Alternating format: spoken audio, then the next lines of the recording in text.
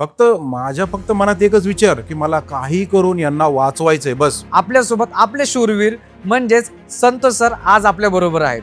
तर त्यांनी स्वतःच्या जीवाची पर्वा न करता एवढ्या लोकांचे प्राण कसे वाचवले आज आपण त्यांच्याकडनंच ऐकणार आहोत. नोव्हेंबर 2006 मध्ये मी माझ्या शेतामध्ये गव्हाचं दार धरत होतो आणि मला एक जोरदार आवाज आला. विहिरीवर मी पोहोचलो त्या जिथं आवाज येत तिथं. आता मी ज्यावेळेस खाली डुकून बघितलं तर खालून बबल्स, पाण्याचे बुडबुडे जोरदार असे बबल्स खाली येत होते. मी काहीही विचार न करता आहे त्या परिस्थितीमध्ये पाण्यामध्ये मी उडी टाकली. ज्यावेळेस खाली पाण्यामध्ये एक 6-7 फुटापर्यंत खाली गेलो, ती गाडी माझ्या हाताला लागली. मी एक पाठीमागे एक दरवाजा माझ्या हाताला लागला. तो मी एक पाय लावला दुसरा आणि एक हाताने ओढला. तो धरायचा, बाहेर फेकायचा, त्याला धरायचा, पाण्यातल्या पाण्यात टाकून द्यायचं, म्हणजे फक्त गाडीमधून फ्री करायचं. पहिला 3-4 लेडीज एवढ्या फास्ट आणल्या. खाली गेलो, एक लहान बाळ दिसलं मला. तो जो मुलगा होता एवढा एक 6-7 महिन्याचा मुलगा होता, छोटासा. धरला आणि मी निघालो फास्ट एकदम. पाणी एक हाताने पाणी मारी त्याला घेऊन निघालो. आता मी ज्यावेळेस वरती निघालो त्यावेळेस आत पाण्यात अजून एक महिला होती, एक लेडीज होती. त्यांनी पाठीमागून जोरदार मला कवळ घातली. त्याच्यामध्ये जे 2 लेकरं राहिले होते काही सापडले नाही मला. शेवटपर्यंत मी खूप प्रयत्न केले, कसं मी प्रयत्न केले, पण मला हे लेकर काही नाही सापडले. पण नंतर असं झालं की त्या गाडीचं ऑइल कुठेतरी लीक झालं. अच्छा. आणि पाणी ऑइली होऊन गेलं पूर्णपणे. मग खाली पण काही दिसेना. ते ज्यावेळेस हे आल्या पाणबुडे, हे जे लोक आले 2 जण खाली गेले ते, आणि त्यांनी ते पाहिलं. त्यांनी ती मुलगी खालून वरती आणली. त्यावेळेस त्यांनी सांगितलं की ती मुलगी खाली गाळामध्ये खाली फसली होती मुलगी, आणि तिच्या डोक्यावरती काहीतरी एक पार्ट तुटून असा जिपसा तिच्या डोक्यावर पडला होता आणि ती खसली होती थोडीशी खाली.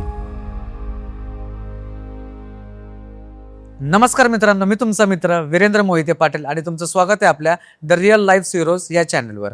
तर मित्रांनो, आपण हा चॅनल अशा लोकांसाठी डेडिकेट केलेला आहे ज्या लोकांनी निस्वार्थ भावनेने स्वतःच्या जीवाची पर्वा न करता लोकांचे प्राण वाचवलेले आहेत, लोकांना जीवदान देण्याचा प्रयत्न केलेला आहे. अशाच प्रकारे खूप साऱ्या लोकांनी असे प्रयत्न केले असतील, लोकांना जीवदान देण्याचे प्रयत्न केले असतील, खूप साऱ्या लोकांना ॲक्सिडेंटमधनं वाचवलेलं असेल, तर हा चॅनल त्यांच्यासाठी आहे. आणि तुम्हालाही जर आपल्या चॅनलवर यायचं असेल तर आपण गुगल फॉर्मची लिंक दिलेली आहे आणि व्हॉट्सअपचाही नंबर कमेंटमध्ये दिलेला आहे. असेच कार्य केलेले आपल्यासोबत आपले शूरवीर म्हणजेच संत सर आज आपल्या बरोबर आहेत. तर त्यांनी कसे हे कार्य केले, स्वतःच्या जीवाची पर्वा न करता एवढ्या लोकांचे प्राण कसे वाचवले, आज आपण त्यांच्याकडनंच ऐकणार आहोत. नमस्कार सर. नमस्कार. काय आपलं नाव?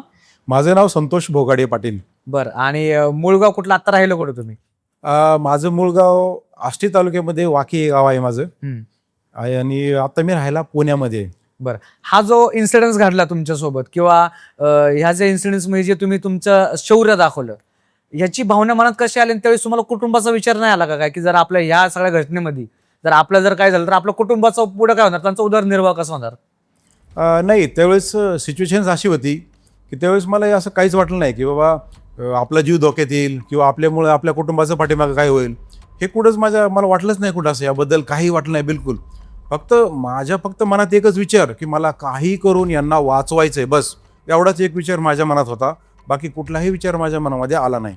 ही घटना घडली कशी आणि ही घटना घडायच्या आधी तुम्हाला कसं कळलं की ही घटना घडती तिकडं, जेणेकरून तुम्ही तिकडे पोहोचला आणि मदत करता? ह्याची सुरुवात कशी झाली? ओके. तसं सांगायचं झालं तर माझं एक छोटंसं गाव आहे, वाकी नावाचं माझं गाव आहे. शिना नदीच्या काठावरती माझं गाव आहे. सुंदर असं छोटंसं गाव आणि नदीच्या कडेला वसलेलं आहे ते. तर मला लहानपणापासून पोहण्याची खूप माझी आवड आहे. मग गावामध्ये त्या नदीमध्ये एक बंधारा आहे आणि त्या बंधाऱ्याला पाणी जवळजवळ एक एप्रिलपर्यंत पाणी असतं. त्यामुळे मला पोहायचा खूप शौक आहे. लहानपणापासून मी खूप पोहतो आणि पोहायची माझी प्रॅक्टिस चांगली होती. आता ही जी घटना घडली ही याच्याशी निगडीत आहे पोहण्याशी. कारण 13 नोव्हेंबर 2006 हा एक असा दिवस आहे की तो मी कधीच विसरू शकत नाही, कधीच. आजही तो दिवस आठवला का माझ्या अंगावरती लगेच शहारा यायला सुरू होतात लगेच. कारण ती घटना तेवढी भयंकर घटना होती, खूप भयानक घटना होती. अशी कधी कुणाच्या जीवनात घडू नाही, पण घडली आणि मी त्याच्यासाठी तो प्रयत्न केलेला आहे त्या घटनेसाठी. त्याची सुरुवात अशी झाली. नोव्हेंबर 2006 मध्ये मी माझ्या शेतामध्ये गव्हाचं दार धरत होतो. गहू आहे आपल्या शेतामध्ये. कारण मी गावापासून थोडंसं जवळ दूर अंतरावरती माझ्या शेतामध्येच माझं घर आहे आणि तिथंच मी राहिलं आहे. आणि तिथं गव्हाच्या शेतात दार धरत होतो. सकाळची एक 8:30ची वेळ होती आणि मला एक जोरदार आवाज आला. मोठीने आरडाओरडा केलेला आवाज आला, जोरदार एकदम. आता माझा अंदाज असा होता की आरडाओरडा ज्या दिशेने येतोय तिकडे एक विहीर आहे आणि तिथं मुलं पोहायला द्यायचे. आता मला काय वाटलं की पोरं पोहायला गेले असतील, आणि तिथं मोटर आहे आपली लाईटची, की एखादं चिकटलं किंवा शॉक बिक बसल्या कोणाचं असं बरोबर. एक हा. माझी शंका माझ्या मनातली की असं काहीतरी घडलंय वाटतं, त्यामुळे एवढा हा आरडाओरडा आहे. पण आरडाओरडा एवढा होता की त्यामध्ये पुरुष, महिला, मुलं ह्या सर्वांचा असा आवाज यायचा, जोरदार एक असा सर्वांचा एकत्र असा कल्लाळ जोरदार आवाज येत होता. आता मी फक्त आवाज ऐकला नुसता. रस्त्यामधून जायचं म्हणलं तर असं वळण आहे थोडंसं, मध्ये एक ओढा आहे, पलीकडे लिंबुनीची बाग आहे, इकडे आपला ऊस वगैरे दिसत तर काहीच नाही, फक्त आवाज येतो जोरदार. मग मी ह्या आवाजाच्या दिशेने मी काय केलं, माझं एक काम सोडलं आणि मी धावत तिकडे निघालो. आता काही अंतरावर मी तिथं गेलो की आवाज बंद झाला. जो जोरदार आवाज होता तो एकदमच आवाज बंद झाला, एकाएकच बंद झाला.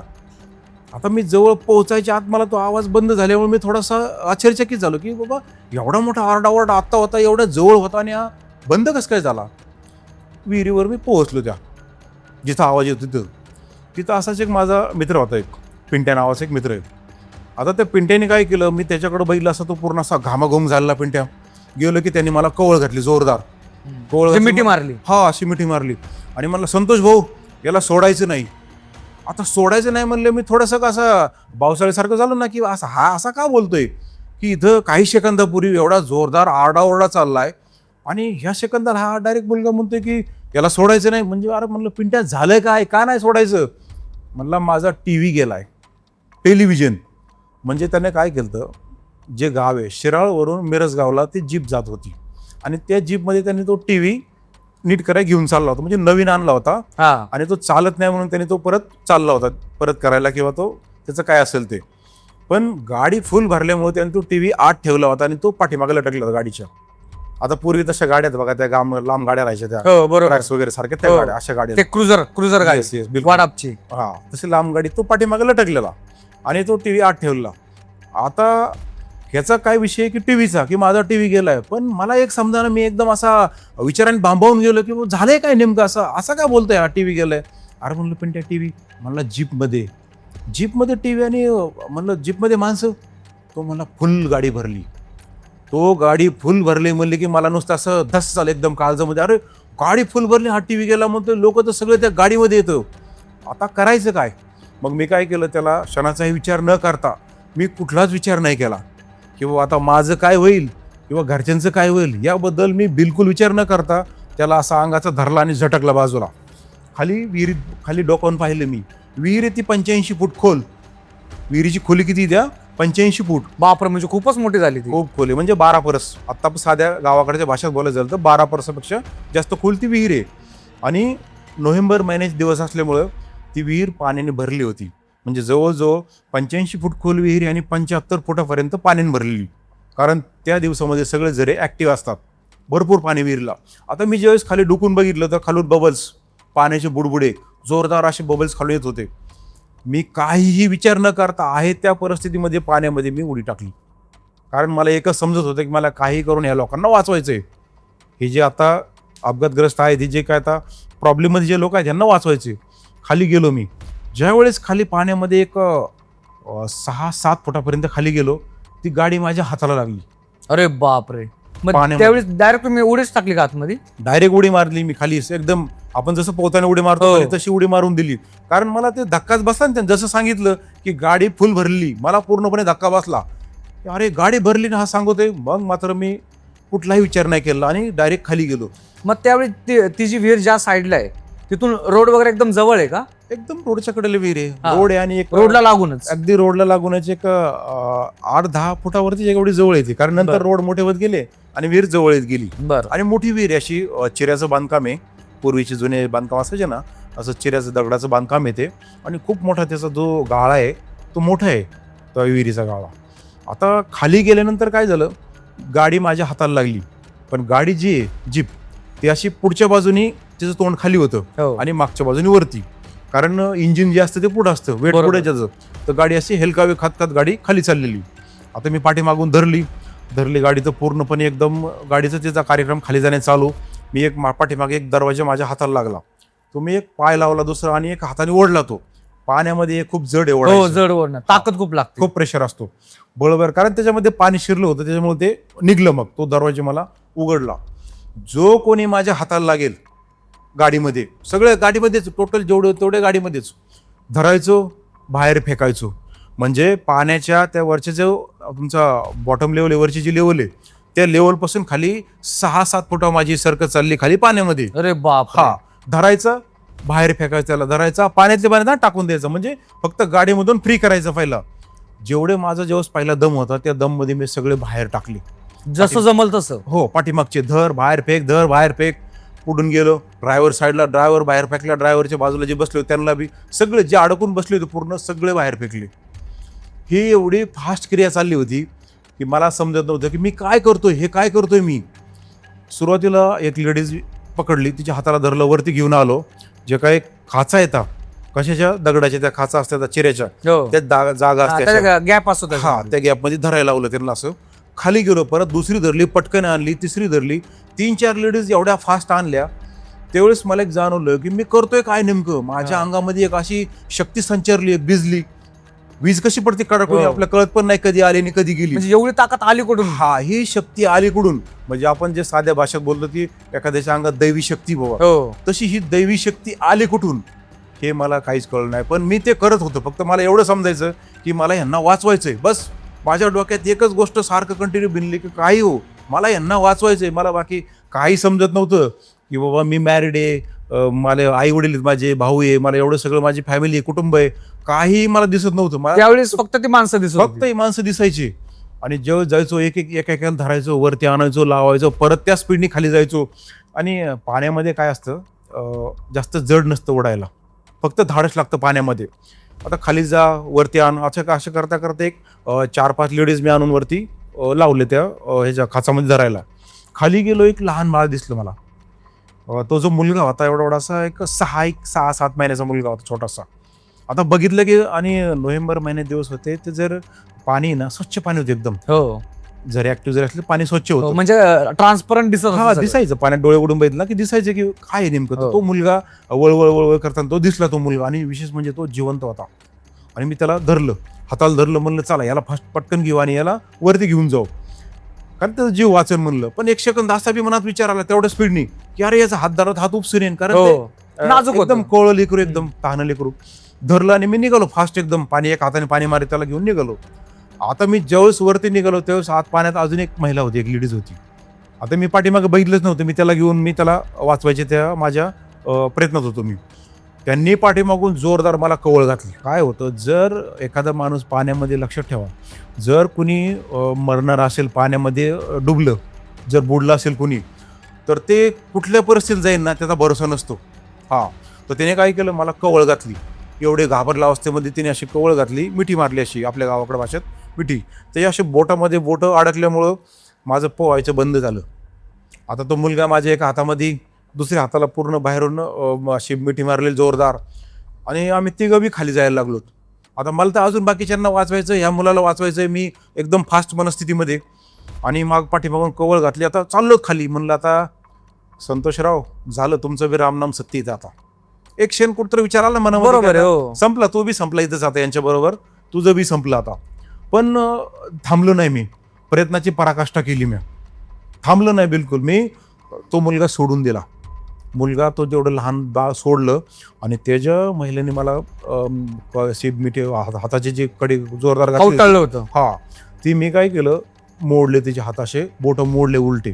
कारण मी त्यावेळेस पण माझं म्हणजे एक 24 वर्षाचं वय होतं, 23-24 वर्षाचं. कराटे शिकले असल्यामुळे मला ते व्यायामाने एकदम हार्ड होतं शरीर माझं, एवढं काय साधा नव्हतं किंवा लेचा पेचा नव्हतं. मग ते मोडले ते जोरात. मग मी शेवटी मग ते अवलंबावं लागलं ना आपल्याला, आणि ते बोटं उलटे मोडल्यामुळे त्यांनी ते सोडलं. आता मी फ्री झाल्यामुळे काय केलं, त्यांना असं पाठीमागून केसाला धरलं, तेवढ्या स्पीडनीवरती घेऊन आलो त्यांना. आणि त्या अगोदर ज्या 4 लेडीज होत्या त्यांच्यामध्ये त्यांना म्हणलं यांना पकडा आता, यांची काय अवस्था नीट नाही आहे, कारण ते घाय झाले होते एकदमच. त्यांना बाकीच्यांनी मग हातदार लावला. खाली गेलो, पुन्हा तो मुलगा पकडला. बापरे. हा, तो मुलगा खाली चालला होता, त्याला परत धरला, पुन्हा वरती घेऊन आलो.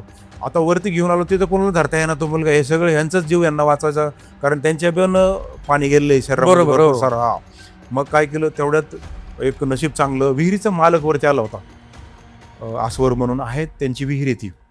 तर त्यांनी वरून बघितलं, मी त्यांना खालून पाहतोय, ते वरून पाहतात. म्हणलं काका एक काम करा, पटकन जा आणि त्या बैलगाडीचा तिथला तो कासरा आणा. दावा आणा, दोर आणा, खाली सोडा. तर ते मी एकदम असे भांबावून गेले, ते काय चाललंय, कारण त्यांची विहीर म्हणले, ते घाबरले आणि सुधरत नाही अशा वेळेस तर माणसाला. म्हणले एक काम करा, धरा म्हणलं याला. त्या मुलाच्या असं पोटाला धरलं मी, असं इथं पोटाला धरलं, थोडंसं वरती आलो आणि खाच्यामध्ये हात घातला एका, आणि तो मुलगा वर फेकला, खालून वर फेकला विहिरीच्या बाहेर डायरेक्ट. हा. त्यांनी मग तो खाली वाकून थोडासा कॅच केला वरती, कारण ते जे पाणी आणि मधलं जे अंतर होतं ना, ते अंतर तेवढं मी त्यांना एक 7 फूट काय जे असेल त्या अंतरात असा खालून वरती फेकला. तर तो काही लहान मुलगा एवढं, बरोबर, हलका 6-7 महिन्याचं लेकरू, म्हणजे किती लहान असतं ते. तो ते फेकला आणि त्यांनी पण विशेष म्हणजे कॅच केलं त्यांनी वरती ते, आणि ते लेकरू वाचलं, वरती ठेवलं त्यांनी बाजूला. बापरे. मग त्यांनी तो दोर सांगितलं होतं, दावा आणलं त्यांनी, खाली सोडलं, खाली परत खाली गेलो. त्या मुलाचेच आजोबा होते, खाली गेलो तर ते एक 6-7 फुटावरती ते लागले. ते पण इथं त्यांना असं जीप, मी ज्यावेळेस त्यांना बाहेर काढून टाकलं होतं ना, त्यावेळेस ते जीप आणि विहिरीची कडा याच्यामध्ये ते सापडले. आता त्यांना काय झालं, इकडं असं खरचटलं होतं, बरंचसं रक्त बिक्त आलं जरा, आत पाण्यात रक्त झालं थोडंसं. मग त्यांना वरती घेऊन आलो, त्यांना पण ह्या महिलांशेजारी एका साईडला लावलं, त्यांना पण तिथं परत गेलो. खाली जी असतात ना हे आपले काय म्हणते त्याला, ड्रायव्हर वगैरे ते, हा, यांना प्रत्येकांना एकेकाला धर आणून लाव. स्लायडर वगैरे असतो ड्रायव्हरच्या बाजूचा. शाळेचे 2 मुली होत्या, गावच्या सरपंचाची एक मुलगी होती आणि एक बँकेत साहेब आहेत, अशा दोघांच्या मुली होत्या. 5वी-6वीला असतील त्या शाळेमध्ये. तर त्या दोघींना पण संगत आणलं, त्या मुलींना तिथं आणून लावलं. म्हणजे तुम्ही ज्यावेळेस खाली जायचे त्यावेळेस तुम्ही खाली किती वेळ असायचे तरी अंदाजे? खाली काय, खाली एक 2-3 सेकंद बस, जास्त वेळ नाही. मी जसा खाली गेलो, कारण की तुम्ही जर एवढं करत होता म्हणजे तुमचं अंग पण थकत होतं, तुम्हाला ऑक्सिजनची पण गरज होती. बरोबर. आणि त्याच्यानंतर तुम्हाला मानसिक पण दृष्टिकोनात तुम्हाला स्टेबल राहावं लागत असेल त्यावेळेस. बरोबर. या 4 गोष्टी तुम्ही कशा मॅनेज करत होत्या? आता विषय असा होता, पहिल्या दमामध्ये सगळे बाहेर टाकले मी. माझा जो पहिला दम होता, मी ज्यावेळेस खाली गेलो त्यावेळेस पहिले सगळे बाहेर केले, म्हणजे गाडीमधून सगळे फ्री केले सगळे. त्यावेळेस माझा पहिला दम होता. आणि येता वरती येताना एक जणाला, एका महिलेला घेऊन आलो आणि वरती लावलं. तेव्हाच माझा पहिला दम होता. त्यानंतर पुन्हा मला वरती आल्या, परत श्वास घ्यायला मला टाइम भेटला. हा, परत श्वास घेतला आणि खाली गेलो. मग दुसऱ्या दमामध्ये परत हे बाकीचे काढाय, म्हणजे मी जसं खाली जायचो वरती यायचो, मला थोडंसं वरती आल्यानंतर श्वास घ्यायला वेळ मिळायचा. हा, परत श्वास घ्यायचो, मी परत खाली जायचो.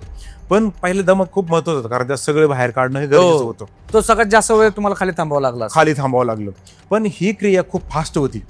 आपण जसं बोलतोय नी, ही एवढी स्लो नाही. मला समजत नाही की मी करतोय काय. अरे संतोष, तू करतोय काय, असं मला प्रश्न पडायचा की एवढ्या स्पीडनी हे चाललंय कसं, हे की कोणी करून घेते काय माझ्याकडून. आता खाली परत ते जे वयोवृद्ध त्यांना लावल्यानंतर मग परत गेला, अजून खाली मी शोध मोहीम चालू केली. अजून कोणी हाताला लागतंय का, कोणी दिसतंय का.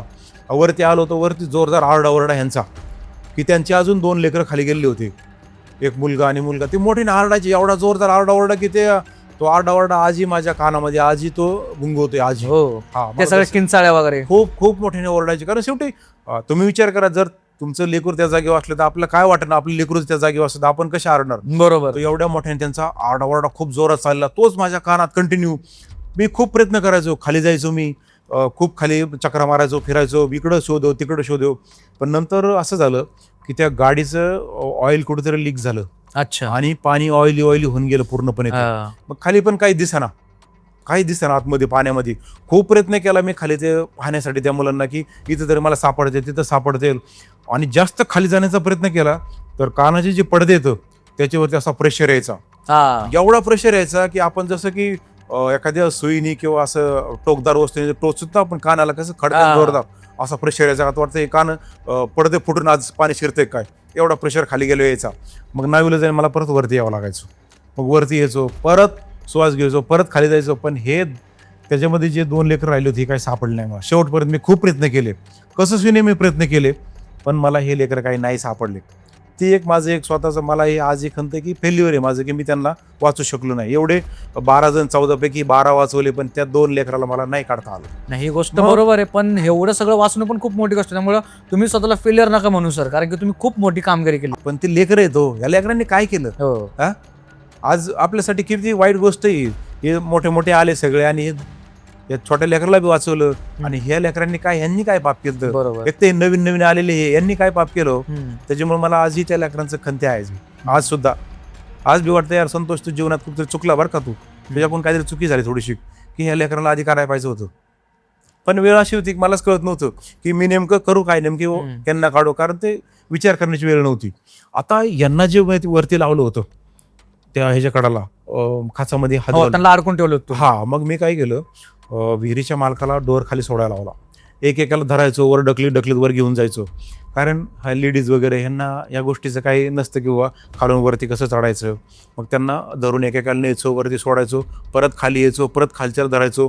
असं करून जेवढे बी होते खालचे, जे काही 12 जण होते, सगळे बाहेर काढले वरती. आता ह्या सगळ्या टाइम पिरियड मध्ये हा, किंवा हे जे तुम्ही रेस्क्यू करत होता, रेस्क्यूच म्हणू शकतो आपण याला, बरोबर. रेस्क्यू तुम्ही करत होता, हा, त्या पिरियड मध्ये गावातले कोणी लोक तुमच्या मदतीला आली नाहीत का? नाही, आता हे शेतामध्ये ही जी विहीर आहे, ही घटना जी घडली ही गावापासून जवळजवळ एक 1.5 किलोमीटर अंतरावरती, 1-1.5 किलोमीटर अंतरावरती.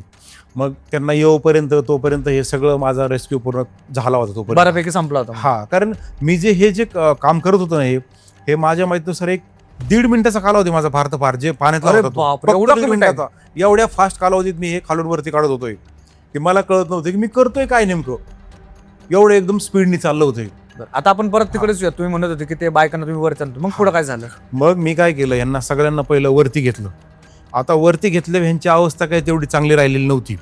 मग वरती आणून कुणाला असे झोपवलेले, कुणाची छाती दाब, पाणी बाहेर काढ, कुणाला धर, फिरव त्यांना, कुणाला काही जे प्रकार आपल्याला करता येईल, ज्या पद्धतीने प्रयत्न करता येईल तसं करून त्यांचे पाणी काढायचा, जे काही त्यांच्या फुफ्फुसात वगैरे छातीत पाणी शिरले ते पाणी काढायचा आपण प्रयत्न केला आणि ते पाणी काढलं. त्यानंतर मग काय झालं, एवढे लोक जमले तिथं. आता ही घटनाची एवढी मोठी होती आणि असं काय घडलं की समजायला काही वेळ लागत नाही. आसपासच्या दोन्ही बी जवळ वाकी, शिराळे दोन्ही गाव आहेत. दोन्ही गावचे एवढे लोक आले, आसपासच्या अजून 4-5 गावचे. इतके लोक जमले की आमदाराच्या एखाद्या सभेला किंवा मंत्र्याच्या सभेला गर्दी नसती, एवढी गर्दी नंतर जमा झाली तिथं. एवढी गर्दी आल्यानंतर मग तिथं नंतर काही मुलांनी पण उड्या टाकल्या पाण्यामध्ये, प्रयत्न केला, काय लागते का हाताला. पण आता तो काळा निघून गेला असतो. एवढ्या कमी कालावधीत जे झालं तेच झालं, परत काही सापडलंय कुणाला. आणि 12 परस खोल म्हणजे एवढं खोल कोण जाणार खाली. बरोबर. हा, मग जे काय समजा वरती आम्ही ज्यांना घेतलंय त्यांना मग आता काय करायचं, दवाखान्यात हॉस्पिटल न्यावं लागेल. तेवढ्यात काय झालं, ते जे मुलगा होता, म्हणजे जो छोटा मूल होता, त्यांच्या घरचे जे पाहुणे येतं ते नेमकं आले. आता ते आल्यामुळं काय झालं की वाद पेटला थोडासा, की त्यांनी काय केलं, एक जण एवढा मोठा दगड उचलला, आणि त्याच्या मागे घेऊन पळाले. ड्रायव्हरच्या त्या ड्रायव्हरच्या मागे तो दगड घेऊन पळवतोय आणि त्या विहिरीला चक्र मारतोय. हा ड्रायव्हर पुढे चाललाय, तो मागं पळवतोय त्याच्या मागे एवढा मोठा दगड घेऊन. आणि मी यांना पाणी काढतोय, माझं चालू आहे यांना वाचवायचं, आता कसे वाचवायचे. आणि अचानक माझं लक्ष गेलं की हा दगड घेऊन त्याला मारण्याच्या त्या डोक्यात टाकतोय, म्हणजे त्याचा प्लॅनच की याला मारायचं, याच्यामुळे घडलंय. मी काय केलं, मग उठलो पटकन, ते जवळ आला, असं धरला त्याला, त्याचा दगड धरला, डिलेक्ट ठेवून सन्नशी काना खाली लावून दिली. कारण राग माझा बी अनावर झाला. बरोबर, हे लोक इथं मरायला लागले, ते ह्यांना वाचाय सोडून तो हा ह्याच्या मागे कुठं लागलाय. आणि तो दगड बाजूला फेकून दिला. त्याला म्हणलं, अरे बाबा, आधी ह्यांना वाचव, म्हणलं तुझे पाहुणेत मला माहितीये, तू ह्यांना वाचव अगोदर. तो इथलाच शेजारच्या गावचाच, ह्या काय लांबचा नाहीये, तू कधी जाऊन याला भेटू शकतो म्हणलं, असं काही नाही. मग त्यांना सोडलं आणि ड्रायव्हरला काय केलं, धरलं. एका मित्राला म्हणलं, याला एक त्याच्या घरी नेऊन सोडा, नाहीतर पोलीस स्टेशनला नेऊन सोडा, कारण सुरक्षित जागा तीच आहे. बरोबर. इथे लोक काय समज, त्यांना माहित नाही झालंय काय नेमकं, त्यांच्या डोक्यात फक्त राग असतो.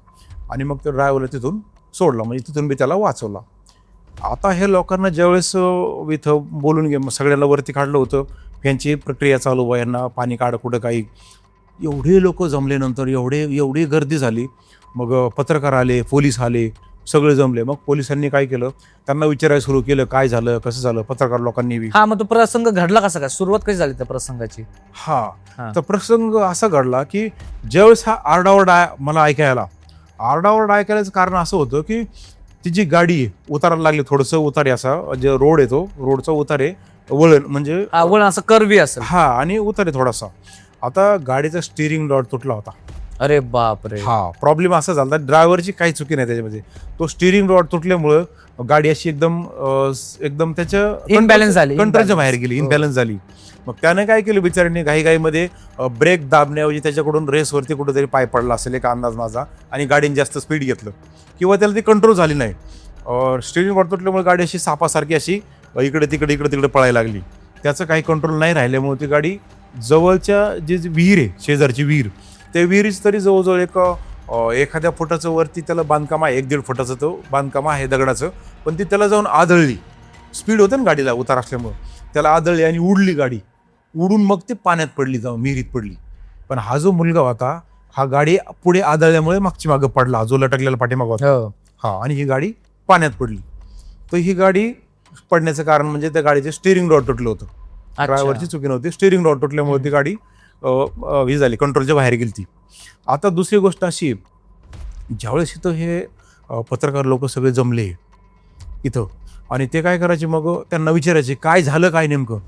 त्या लोकांनी सरळ सांगितलं, म्हणले हा जो मुलगा आहे म्हणले, हा संतोष, ह्याच्यामुळे आज आम्ही म्हणले हे नवीन जग पाहिलंय म्हणले आम्ही. हा आमच्यासाठी देव आहे म्हणले. आज हा मुलगा आमच्यासाठी देव आहे की याने आम्हाला वाचवलंय, नाही तर आम्ही हे पाहू शकत नव्हतं. तर आमचा हा शेवटचा दिवस होता. म्हणजे त्या लोकांची तिथल्या प्रक्रिया होती ज्यांना वाचवलंय त्यांच्या. मग पोलीस वगैरे आले. पण विशेष असं आहे की ज्यावेळेस ही घटना घडली, तो जो मुलगा होता त्या घटनेमध्ये, तो मुलगा, त्याची आई, त्याचा एक भाऊ, तो जो खाली गेला तो भाऊ, 5 वर्षाचा जो भाऊ होता तो, आणि त्याचे आजोबा, 4 जण त्या गाडीमध्ये एकाच कुटुंबातले होते. हो. हा, आणि दुसरी गोष्ट अशी आहे, म्हणजे चौघाच्या चौघ वाचले. 4 नाही वाचले, तो मुलगा खाली गेला तो. तो लहान हा. मुलगा. दुसरी गोष्ट अशी, त्या मुलाचे वडील काही महिन्यापूर्वीच एका ट्रक ॲक्सिडेंटमध्ये एक्सपायर झाले होते. अरे बापरे. हा, म्हणजे जर तो मुलगा वाचला नसता तर त्यांचे ते जे पिढी आहे, खानदान आहे, ते तिथं संपलं असतं. कारण तो मुलगा बी गेला होता आणि हा मुलगा पण लहान छोटा होता. हा. तर हा मुलगा पुढे हा वाचल्यामुळे त्यांचं कसं बसं पुढे आहे, म्हणजे एक कुठेतरी समाधान वाटतं की बाबा त्यांचं आपण पुढे चालू जर ठेवलं. मग त्याच्यानंतर दुसरं एक असं मला एक थोडंसं वेगळं वाटलं की ज्यावेळेस हे पोलीस आले आणि पत्रकार आले, तर पोलिसांनी काय केलं, मला गाडीत बसवलं, त्या माणसांना घेतलं बाजूला तिथून, कारण खूप गर्दी, त्यांना काही कळायचंच नाही तिथं. त्यांनी विचारलं, म्हणले किती वाजले होते, टाईम काय चालता, किती वाजता ही घटना घडली. म्हणलं साहेब झाले असतील एक सकाळची 8:30ची वेळ, 8:30-9 वाजले असतील. म्हणलं नाही, म्हणले मला एक्झॅक्ट टाईम सांगा. आता म्हणलं साहेब, मी जर तुम्हाला एक्झॅक्ट टाईम बघत बसलो असतो घड्याळामध्ये तर एक्झॅक्ट सगळे गेले असते. म्हणले वेळ असतो का म्हणलं. म्हणजे पोलीस पण काय प्रश्न विचारतील याचा काय भरोसाच नाही. बरोबर, ते पण त्यांच्या कायद्याच्या दृष्टिकोनातून विचार असेल ना, पंचनामा करण्यासाठी. पण ती वेळ कशी होती, मी खूप परेशान झालो त्याच्यामध्ये, इथं आरडाओरडा माझ्या पूर्णपणे परेशान झालो. आणि तो असे प्रश्न विचारले, मी थोडासा जरा व्हायबल झालतो मी पण, किंवा अरे असे काय विचारतात ते. आणि मग नंतर हे सगळं घडलं. त्यानंतर मग पोलिसांनी काय केलं, फायर ब्रिगेडची गाडी आली तिथं. आता तिथं काय आहे, तिथं गरज काय आहे, आग लागली का नाही, फायर ब्रिगेडची गाडी आली ती. मग फायर ब्रिगेडची गाडी काहीच करू शकली नाही, ती परत गेली. मग नगरवरून, म्हणजे आपलं जे अहिल्यानगर आहे तिथून मिलिटरीच्या 2 गाड्या आल्या, त्या मिलिटरीच्या गाड्यांनी ते पण त्यांनी प्रयत्न केला काही करण्याचा, पण एवढी खोल विहीर आहे, काहीच होऊ शकत नाही. ते बिचारे प्रयत्न करून गेले परत माघारी.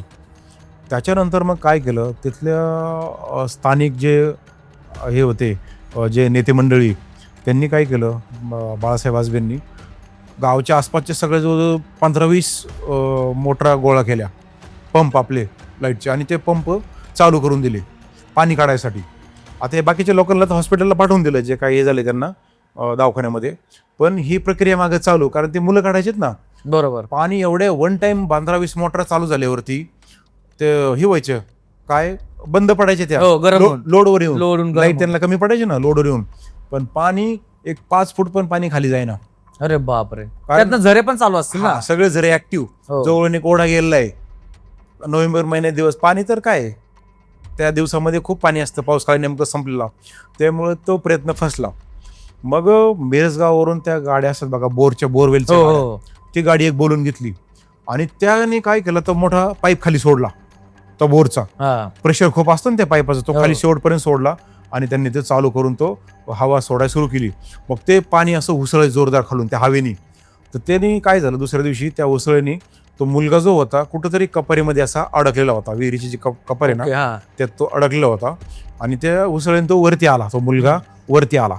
वर आल्यानंतर मग काय केलं, तो मुलगा काढला, वरती घेतला, कारण तो तरंगून वरती आला ना, वरती काढला तर असं हात लावला तरी ते असे बोट शिरायचे एकदम, म्हणजे त्याची अवस्था खूप अशी झाली होती.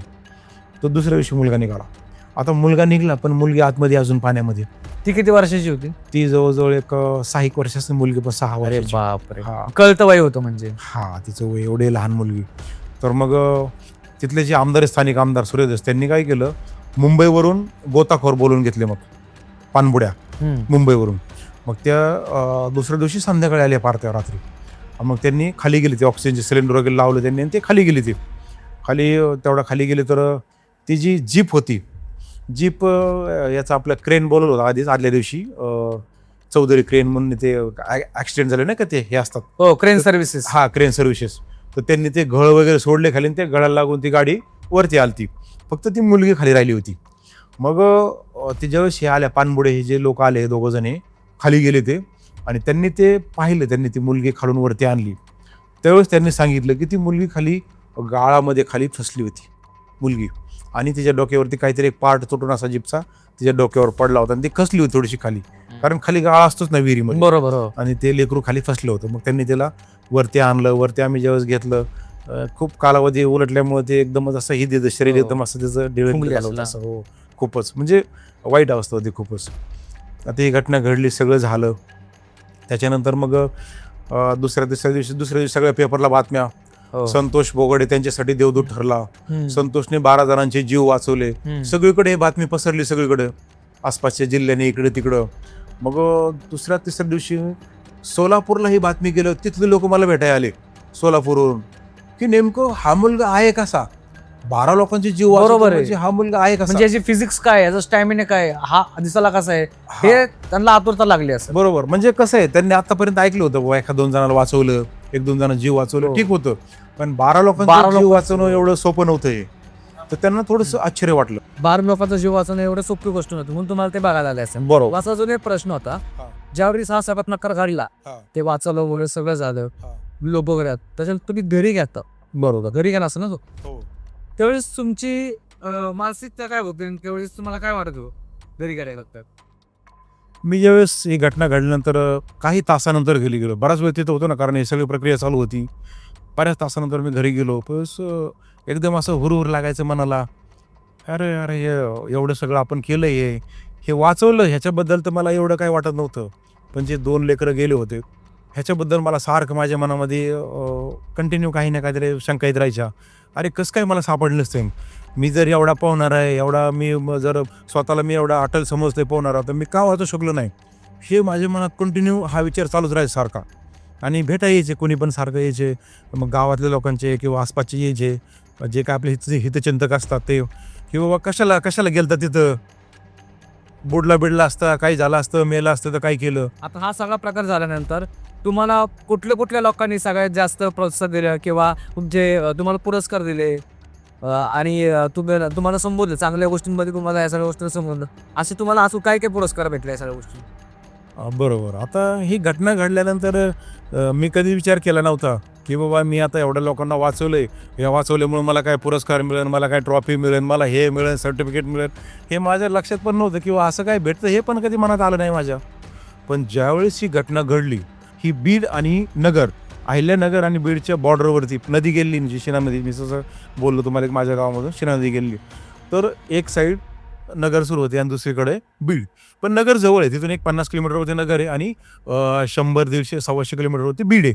बीड खूप लांब पडतं, म्हणजे आमचं जे काही वावर नाही ते नगरचंच आहे.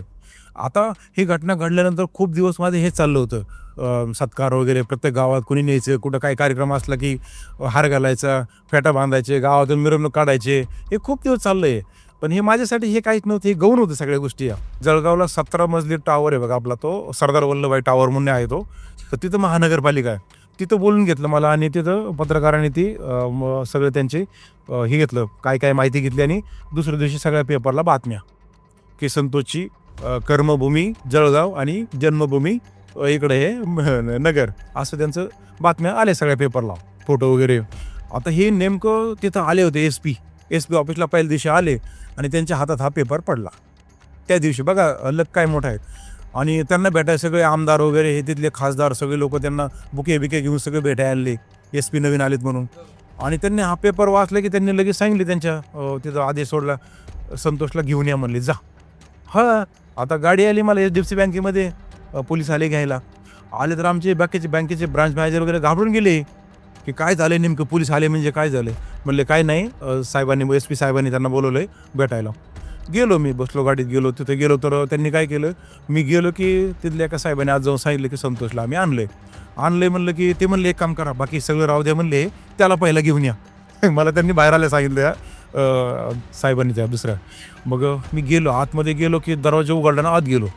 आता एस पी साहेबांचं जे हे असतं बसण्याचं त्यांचं जे ते समोर असते त्यांची चेअर आणि बाकी समोर असं पुढं तुमची जशी सभा असती हा ते असतात. हा आता मी एस पी पहिलेच बघितला खरं सांगायचं म्हणजे त्यावेळेस एस पी काय असतं नेमकं आपण काय फार तर फार कॉन्स्टेबल पोलीस PSI पर्यंत पाहिलेले. एस पी हे क्लास 1 अधिकारी आपण कधी पाहिलेलाच नाही खरं सांगायचं म्हणजे मला त्यावेळेस रिअलाईज झालं की हे कार्य खरंच मोठं आहे. त्यावेळेस तोपर्यंत मी एकदम आपला असाच की बाबा जाऊ दे आपलं काम होतं आपण केलं पुण्याचं काम असतं. लोक जसं म्हणतात की आयुष्यभर जसं पुण्य कराय आपलं आयुष्य घालावं लागतं तसं ते मी जे पुण्य केलं ते 1.5 मिनिटामध्ये माझं ते काम झालं पुण्य झालं माझ्याकडून घडलं. बस मला एवढं समजलं की मी पुण्य केलं एवढंच कळलं बाकी काय आपलं काय लक्षात नाही. आता ज्यावेळेस एस पी असं बोलतायत मला की बाबा तू एवढं मोठं कार्य केलं त्यावेळेस समजलं अरे खरंच ही मोठं कार्य. आणि मग त्यांनी मला बसवलं तिथल्या सगळी घटना काय झाली सगळं विचारून घेतले कसं झालं काय झालं. आणि मग त्याने बीडच्या एस पींना फोन लावला त्या एरियाच्या. म्हणले आज तो मुलगा इथं माझ्यापाशी आहे अशी घटना घडली मी ट्रान्सफर होऊन इकडे आलो आहे पण त्याचे जे ओरिजिनल डॉक्युमेंट आहेत तालुका पोलीस स्टेशनहून ते मागून घ्या सगळं डॉक्युमेंट आणि पुरस्कारसाठी पुढे पाठवा. म्हणजे जो जिल्हा लेवलला जो दिला जातो महाराष्ट्र शासनाचा पुरस्कार असतो शौर्य पुरस्कार कलेक्टरचा त्यासाठी ती पुढे करा म्हणले आणि पुढची डॉक्युमेंटरी पुढे पाठवा आपल्या गृह खात्याकडे असते ते तिकडे. मग ते बोलणं झालं. मग त्यानंतर मग मला 15 ऑगस्टला मला तो जो शौर्य सन्मान आहे 2008ला भेटला मला तो शौर्य सन्मान 2008ला.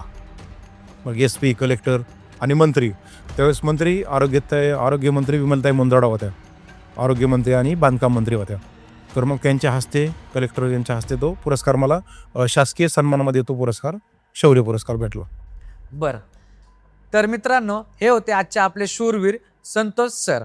संतोष सरांचं कार्य एवढं मोठं होतं की शासनानेही त्यांची दखल घेतली त्यांना खूप मोठे मोठे पुरस्कार दिले.